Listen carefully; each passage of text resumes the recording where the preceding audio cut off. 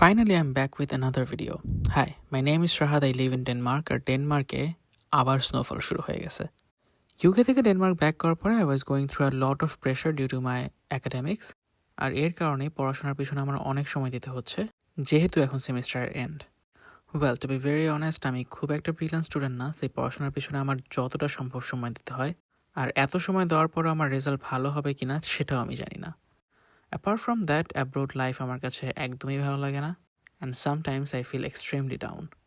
So as usual আজকে বাসা থেকে লাইব্রেরিতে গেলাম, লাইব্রেরিতে কিছুক্ষণ ছিলাম, এরপরে লাইব্রেরি থেকে যখন বাসায় যাচ্ছিলাম, এখন যেহেতু -4 ডিগ্রি সেলসিয়াস ডেনমার্কে, তাই এই লেকটা কমপ্লিটলি ফ্রোজেন হয়ে আছে।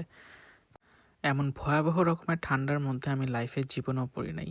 যাই হোক, এই যে আমি, আমার শ্যাডো, আর ইউকে থেকে আসার সময় আমি কিছু কই মাছ এভাবে ভেজে বক্সে করে নিয়ে আসছিলাম, সেটা ফ্রিজে রাখা ছিল, ফ্রিজ থেকে বের করে রান্না করলাম। আর এতদিন জাস্ট ডিম ভাজির উপরই ছিলাম, আর অনেক দিন পরে একটু মাছ আর ভাত পেয়ে মনটা একটু ভালো হয়ে গেছিলো।